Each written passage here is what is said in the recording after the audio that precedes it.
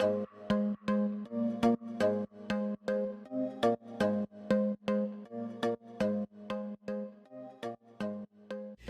see love.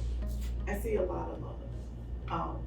So just like Jessica said, your rock shocked me because you're full of love. Even when we first met in the elevator, I was like, oh my goodness, she's so beautiful, and you embraced me.